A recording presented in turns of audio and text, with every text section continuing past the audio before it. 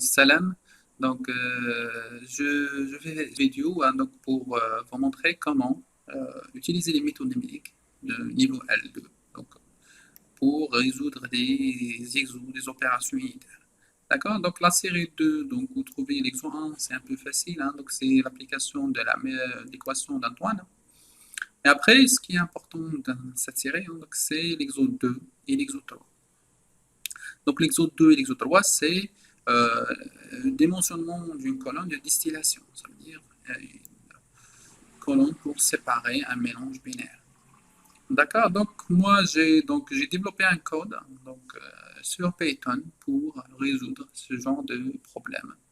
Donc en distillation ou d'autres procédés. D'accord. Donc voilà le code. Donc le code, je l'appelais SIMPAP pour Simulator Process Engineering Package. Donc, vous trouvez ici, par exemple, les informations sur le code, qu'est-ce qu'il fait le code, et après l'information sur le développeur. Donc, c'est moi-même.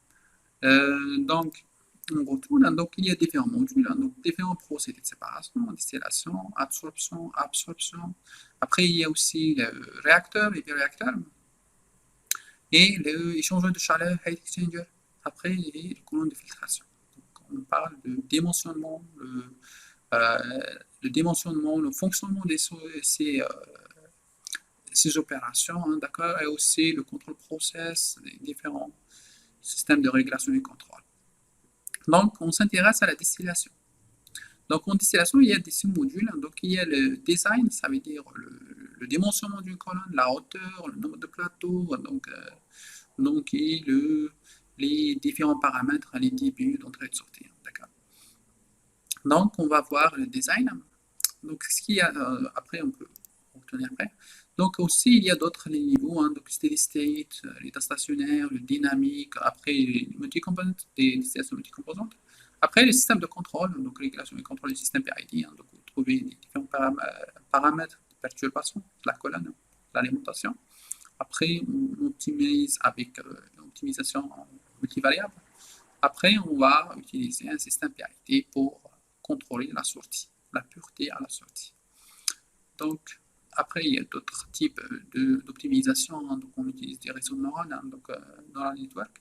Donc, c'est l'intelligence artificielle. Hein, donc, ça, c'est des niveaux plus avancés. Donc, on va voir le design, dimensionner une colonne.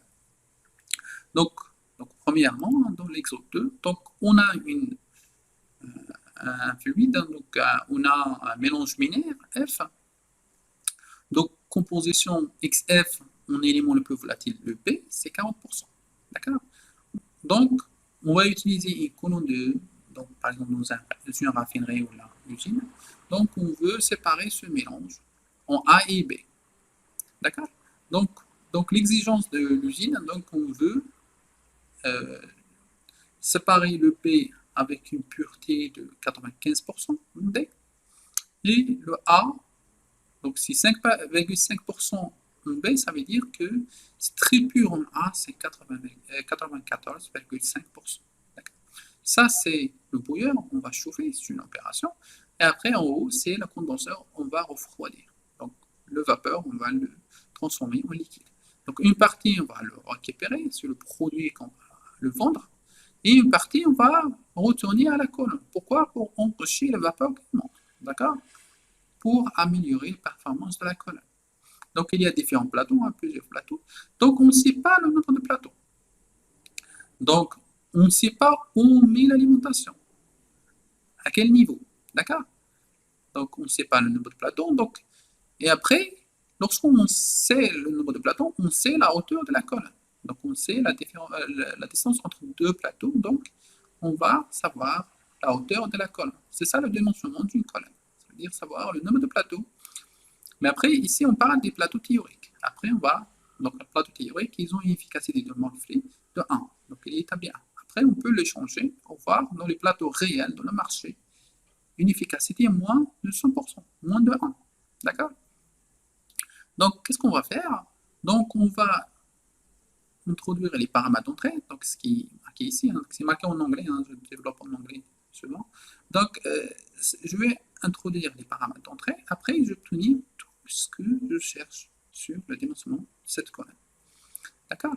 Donc ici, ces données, donc ici il y a un point d'interrogation. Pourquoi? Parce que le R, c'est pas choisi au hasard. Donc le R, il doit être supérieur à un R min, ce qu'on va retourner à la colonne. Donc on choisit un taux de reflux supérieur à taux de reflux minimal. Donc pour le taux de reflux minimal, donc la hauteur, le nombre de plateaux, il sera maximal. Il va tomber à l'infini. D'accord? Donc on va éviter cette situation. Donc c'est vrai, on récupère le maximum de produits quand R est R min, mais le problème, la hauteur de la colonne sera très haute. D'accord? Donc ce qui signifie que le prix de cette colonne il est très haut. D'accord? Donc c'est très cher. Donc il y a un compromis. Donc on ne va pas aller vers R min. Pourquoi? Parce que la colonne sera très haute. Donc c'est très cher en conception. Mais après, on ne va pas aussi augmenter trop le R. Si on augmente trop le R, c'est vrai, le performance, on va obtenir un produit très pur, mais le problème, ce qu'on va obtenir aussi, donc le problème, on va récupérer moins de produits. Ça veut dire qu'on va vendre moins. D'accord. Donc, il y a un compromis. Donc, le R il sera toujours entre 1,2 R min et 2 dans la réalité. Et 2 fois R min. Donc, pour calculer R min, donc, il suffit d'avoir le ZF, c'est la composition de l'alimentation, c'est 40% en B. La pureté en distillat, c'est on cherche à avoir 95%. Et après, on cherche la loi d'équilibre pour ce mélange. D'accord? Donc, on va appuyer ici. Donc, il y a différents choix. Vous pouvez choisir par exemple l'empirique. Donc, par exemple l'exo 3, vous trouvez, il y a tableau d'empirique. Donc, vous avez par exemple le nombre de données, par exemple 12. Vous cherchez quel type de données, est-ce que c'est XY, PXY, TXY, est-ce qu'on a température ou pas, est-ce qu'on a des températures et des pressions partielles. Par exemple, ça, c'est la température et pression partielle. D'accord? Donc, vous cherchez une autre donnée, par exemple, si vous avez juste le TX comme l'exo 3, c'est ça. Si vous avez par exemple moins de données, par exemple 5, d'accord? Et XY, on n'a pas la température, d'accord? Mais maintenant, on a la loi de Raoult. En exo 2, on a la loi de Raoult. On a le alpha, c'est 2,5. La loi de Raoult, c'est quoi? C'est Y étoile est égal à alpha x sur 1 plus alpha moins 1x. Montré, d'accord? C'est alpha x sur alpha moins 1x plus 1. Donc c'est ça, les tracés. Ça, c'est la question 1. D'accord? Elle est automatiquement introduite l'équation. D'accord? On peut fermer cette fenêtre. D'accord? On a tous les données pour calculer R min. Donc, appuyez sur R min. Donc, il y a le R min, le taux de reflux minimal. D'accord? Donc, dans l'exo, il dit que R est égal à 1,3 R min. Donc, R est égal à quoi? 1,3. Donc, il y a ici une autre application calculatrice qui s'est développée. Donc, c'est 1,3 fois R min. R min, c'est 1,4 est égal, c'est à peu près 1,877, donc c'est à peu près 1,88, d'accord? Je mets 1,88. Donc je complète l'autre donnée, donc l'alimentation c'est sommable. Pour le K, c'est la fraction de liquide dans l'alimentation. Qu'est-ce qu'il y a? Donc il y a une information capitale ici. L'alimentation est introduite à l'état de liquide bouillante. Ça signifie liquide bouillante, signifie que K est égal à 1. D'accord? Vous avez vu ça dans le cours. D'accord? K est égal à 1. Si par exemple l'alimentation est 50% liquide, 50% vapeur, on met 0,5.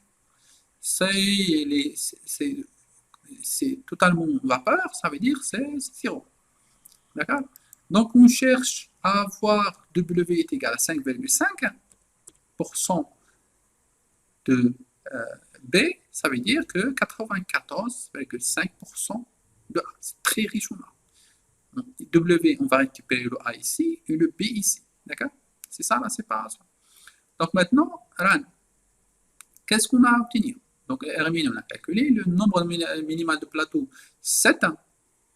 Donc on obtient une colonne de cette plateau, c'est on fait le reflux total, ça veut dire D est égal à 0. Donc, on ne va rien gagner. Donc, on va obtenir rien comme D pour ventre.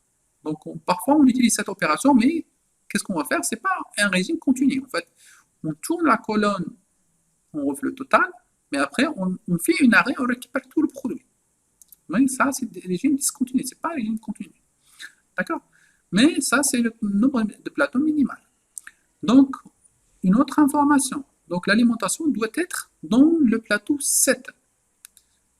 Donc, on commence le calcul de haut. Donc, le premier plateau, deuxième plateau, troisième plateau, quatrième plateau. Lorsqu'on arrive au septième, on met l'alimentation dans le plateau 7. Si on met, par exemple, l'alimentation en plateau, par exemple, 6 ou 5, qu'est-ce qui va se passer? En fait, qu'est-ce qui va se passer? Il y a un nombre de plateaux dans la partie rectification, dans la partie enrichissement, il va diminuer.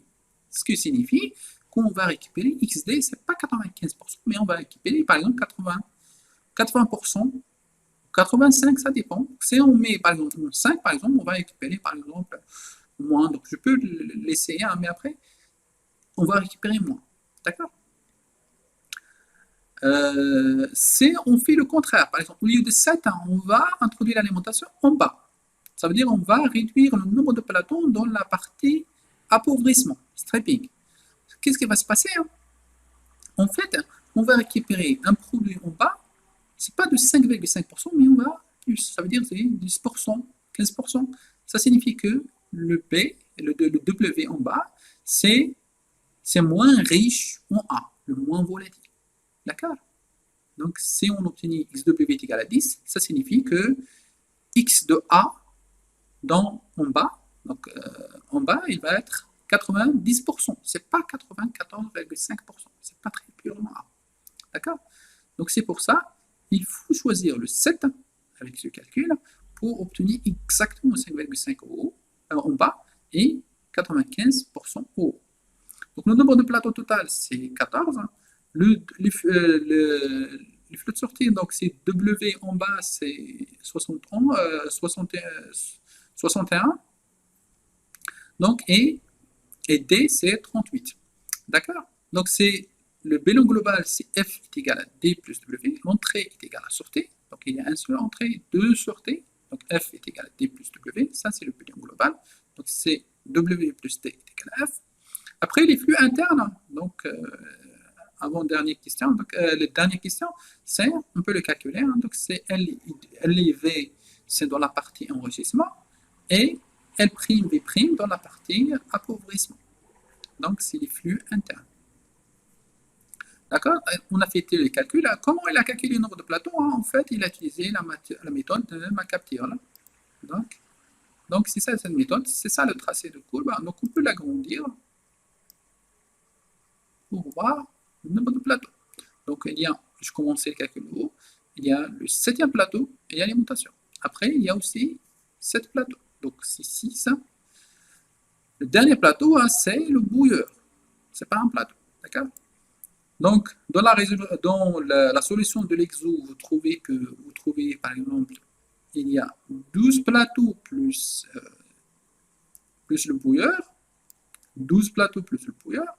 Moi, j'ai trouvé, par exemple, avec les méthodes numériques, je trouvais 13 plateaux plus le bouilleur.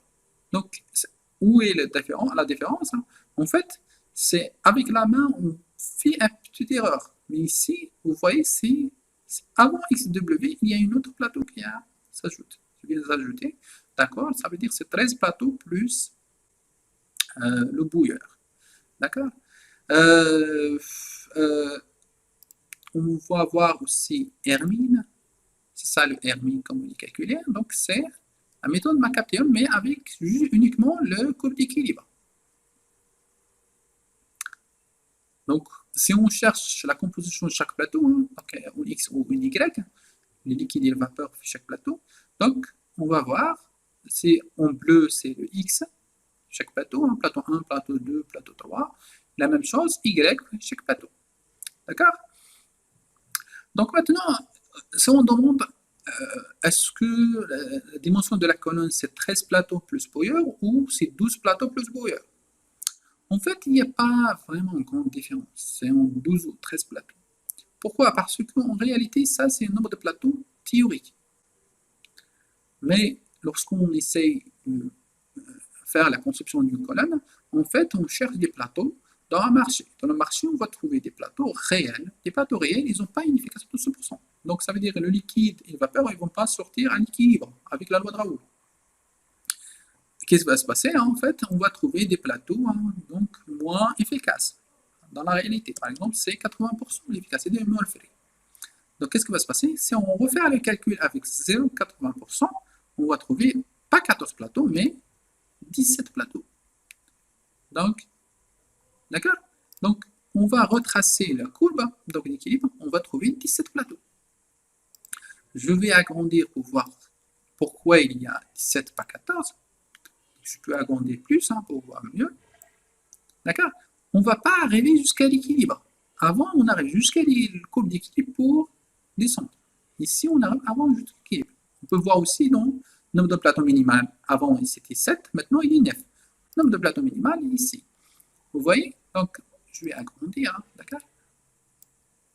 Donc, avant d'arriver, c'est 80%, c'est cette distance sur cette distance est égale à 0,8. D'accord? C'est ça le calcul. Comment il est calculé l'efficacité de Murphy. D'accord? Donc, c'est pour ça qu'on a trouvé 9 plateaux. OK? On a vu, je pense, tout ça. Après, donc, autre chose, dans ce logiciel, on peut récupérer, donc, par exemple, là, vous voyez ici, c'est la composition de chaque plateau. On peut récupérer la composition de chaque plateau. Ici, c'est le choix, c'est le X. Par exemple, le plateau 8. Donc, juste après, vous trouvez la composition en Y, en X de le plateau 4. Ça, c'est le plateau 4. D'accord? C'est ça la valeur. Donc, lorsque je mets le souris sur le point, vous trouvez la valeur s'affiche ici, en Y. D'accord? Donc, c'est 0,65. D'accord? Donc, ça, c'est le plateau 8. Donc, c'est pas le plateau là. Le plateau 8, c'est ici. C'est cette valeur. C'est 4, donc, vous trouvez la valeur ici. D'accord? Si pour le Y, par exemple, n'importe quel plateau, par exemple le plateau 7, juste après, vous trouvez la valeur de Y. Après, si vous cherchez tous les points de Y, juste après, donc ça c'est Y en fonction du nombre de plateaux. X par exemple, ça c'est le X en nombre de plateaux. D'accord? Ce logiciel, donc il fait tous ces calculs en utilisant les méthodes numériques. D'accord? Donc, vous pouvez tracer les tableaux, thermodynamique, la pression, température, d'accord? Après, ça, c'est les données de la colonne. D'accord? Comme ça, vous voyez toutes les données. Après, c'est pour les autres 3. Les autres 3, il suffit, par exemple, de mettre ici toutes les données, d'accord? Les autres 3, donc on a les valeurs x, y, ou x, par exemple. Non, on a par exemple 11 données, entrées. D'accord? Donc, il suffit de remplir les valeurs. On va donner alpha moyenne, il va chercher un courbe empirique, et il va faire le même calcul, les mêmes lois, pour calculer le nombre de plateaux théoriques. Après, si vous cherchez le nombre de plateaux réels, il va chercher le nombre de plateaux réels. D'accord? Donc, j'espère que vous avez compris un peu ces notions, comment séparer un mélange binaire avec la distillation, opération de distillation. Merci pour votre attention.